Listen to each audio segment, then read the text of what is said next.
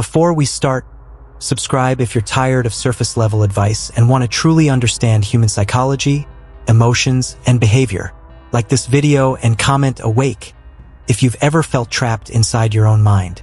Trust me, this video might explain more about your life than you expect. If you can't control your emotions, people will control you. And if you've made it this far, there's a reason your attention didn't scroll away. Because somewhere in your daily life, there's a feeling you can't fully explain. A strange emptiness, like your reactions are delayed, your emotions feel distant, and even things that once mattered don't hit the same anymore. You're not just tired. You're not just busy. Something deeper is happening beneath the surface of your mind, and most people never stop long enough to notice it. In this video, we're going to break down why emotional numbness happens in the first place, how your mind slowly disconnects from feelings without you realizing it, and the subtle psychological patterns that reinforce the state every single day through habits, relationships, and even the way you protect yourself from pain. And here's what most people never hear. Feeling numb is not the absence of emotion. It's often the result of too much emotional pressure with nowhere safe to go.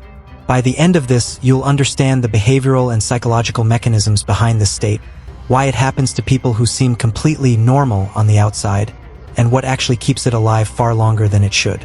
So don't rush this, because what looks like emotional silence is usually something your mind is trying very hard to say. If you can't control your emotions, people will control you. And I need you to stay with this until the end, because what you're about to understand doesn't show up loudly in life. It shows up quietly, in the moments where everything looks normal, but you don't feel normal inside. There's a specific kind of silence people don't talk about. It's not peace. It's not calm. It's when something happens, something that should trigger you emotionally, and your mind just doesn't respond the way it used to. Like, imagine this. You get a message that would have ruined your mood a few years ago. Your phone lights up, you see the name, you already know it's stressful. And instead of that rush of anxiety, frustration, or even anger, there's just a flat reaction. You read it, you sit there, and nothing really moves inside you. At first, you might even think, good, I'm finally learning how to stay calm. But then it starts spreading into other parts of your life. You notice it when someone is excited around you, telling you something important, and you're listening. But your emotional reaction feels slightly delayed, like your mind is a few seconds behind the moment. You smile at the right time, you respond correctly, but internally it feels like you're watching the interaction instead of living it. And the strange part is this doesn't happen in one big moment. It happens in pieces. A stressful day you don't fully process. A conversation you swallow instead of reacting to. A problem you push aside because there's no time to deal with it emotionally. One after another, like small drops of water filling a glass you never notice is getting full. Until one day, your system just starts protecting itself in the easiest way it can find. Not by fixing the stress, not by solving the emotions, but by reducing how much you feel them in the first place. And that's where things get tricky, because this doesn't just stay inside stressful situations. It starts showing up in moments that are supposed to feel alive, like laughter that doesn't fully land, conversations that feel slightly distant even when you're right there, even achievements that should feel meaningful, but pass through you faster than they should. It's almost like your mind quietly decides, if everything is intense, I'll make everything less intense. And without realizing it, you start adjusting to that version of yourself. You begin operating normally, functioning well, doing everything expected. But emotionally, you're no longer fully inside your own experiences. And what most people don't realize is how quickly this becomes the new baseline. Because once your mind learns this kind of protection, it doesn't turn it off just because things get better. Keeps it on, even when you don't need it anymore. And that's when you start noticing something even more subtle. How this shift doesn't just change how you feel alone. It starts changing how you connect with people too. You don't really notice it at first. That shift in how you connect with people. It doesn't come like a dramatic change. There's no moment where you wake up and think, something is off with me socially. It's much quieter than that. It starts in everyday conversations. Someone is talking to you about their day, something that should normally pull you in.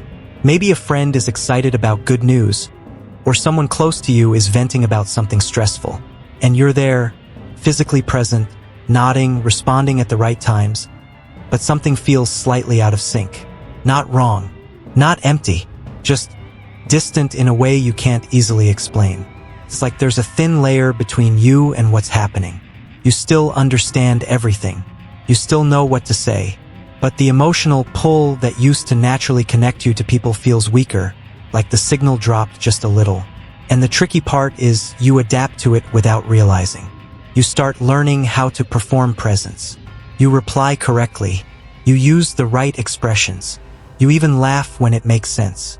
From the outside, nothing looks unusual at all. But internally, there's a growing habit forming, observing instead of fully entering the moment. And this is where it gets more noticeable in subtle ways. You start noticing delays in your reactions. Someone says something emotional, and your mind understands it instantly, but your feeling doesn't arrive at the same speed. It shows up a second later or sometimes not fully at all. So you compensate. You nod a bit more. You add words to fill the space. You keep the interaction smooth, even if internally it feels slightly muted. And because life doesn't stop, you keep moving like this through different relationships. Friends, family, work, even casual conversations in places like stores or online messages. What changes is not your ability to communicate. It's the emotional weight behind it. And slowly, without any obvious moment marking the shift, relationships start feeling less intense. Not necessarily worse, just flatter. Messages don't create the same anticipation they used to. Conversations don't linger in your mind after they end. Even moments that should feel warm pass through faster than expected. And the strange part is, people around you probably don't notice anything wrong. You're still there, still responding, still showing up. But something inside the experience of connection starts to feel like it's running on autopilot. And when that becomes normal, you stop questioning it. You just assume this is how everyone feels now, or that you've simply grown out of emotional intensity. But there's something deeper happening underneath this adjustment. Because the more you operate in this muted way, the more your mind starts treating connection itself as something that requires effort instead of something that naturally flows. And once connection starts feeling like effort, even the simplest interactions begin to shift in ways that slowly reshape your daily life without you noticing at first. There's a point where this starts to show up in a way you can't really ignore anymore. Not because something dramatic happens, but because nothing feels the same anymore, even when life is technically fine. You might be sitting in your room at night, phone in hand, scrolling through messages you don't feel excited to reply to, or maybe you're surrounded by people, laughing at something that would have hit differently before, and you catch yourself thinking, I should be enjoying this more than I actually am. And that's the strange part. On paper, nothing is missing. You're not alone in a literal sense. You're not disconnected from the world in a visible way. But internally, it feels like you're participating in life at a slightly lower volume than everyone else. So what do most people do without realizing it? They start filling the space. More scrolling, more noise, more background distractions running all the time.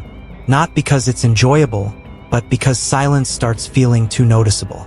Because when things get quiet, that emotional distance becomes harder to ignore. And the mind learns something very specific here. It starts associating stillness with discomfort. So even when there's nothing wrong in the moment, you find yourself reaching for something, anything, just to avoid sitting fully inside your own thoughts. A video plays in the background while you do something else. A conversation stays half-attended while you check your phone. Even resting doesn't really feel like resting, because there's always something running alongside it. And slowly, this becomes the default rhythm. Not just distraction, but a kind of constant emotional buffering. The problem is, when your mind gets used to this state, it stops giving you clear emotional feedback in real time. Good moments don't fully register. Stress doesn't fully land. Everything gets processed in a softer, more diluted way. And over time, this changes how you experience even the simplest parts of life. A walk outside doesn't hit the same. Music feels slightly more distant. Conversations don't leave a strong trace after they end. It's like everything is happening, but nothing is fully sticking inside you anymore. And what makes this even more confusing is that from the outside, your life can look completely normal, sometimes even successful. You're functioning, you're present, you're doing what you're supposed to do. But internally, there's this quiet sense that you're not fully landing in your own experiences anymore. And once this becomes the pattern, it starts influencing something deeper than just daily habits.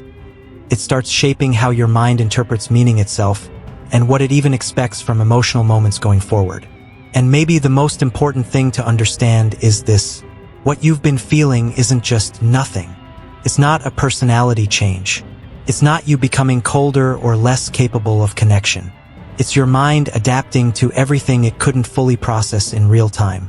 But adaptation is not the same as truth, because even when emotions feel distant, they don't disappear. They just stop showing up in obvious ways. They get quieter, delayed, filtered through layers of protection you didn't consciously choose. And that's why this hits so many people without warning. You don't notice the shift while it's happening. You only notice it when life starts feeling too quiet inside, even when everything outside still looks normal. If there's one thing to take from this, it's that emotional numbness isn't a permanent identity. It's a state your mind learns. And anything learned can eventually be understood differently. Not by forcing yourself to feel everything at once, but by noticing what your mind has been trying to reduce for a long time. Because the real question isn't just, why do I feel numb all the time? It's what your mind has been trying to protect you from feeling in the first place, and what it might finally be ready to let you experience again, in a way that doesn't overwhelm you. And that's something most people only start to understand when they finally slow down enough to notice their own internal silence, before it quietly becomes their new normal. If this video helped you understand what's really happening behind emotional numbness, don't just leave it here.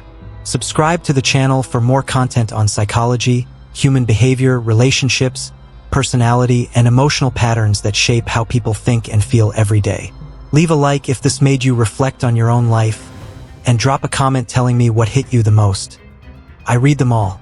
And if you stayed until the end, comment the number 1 if you related to the first part, 2 if it was the second, or 3 if it was the third. Before you go, there's another video on the screen right now. Watch it next. It goes deeper into patterns most people never notice about themselves. And don't forget to check the playlist on the channel. There's a full series on self-awareness, emotional control, and social behavior that connects everything you just watched. See you in the next one.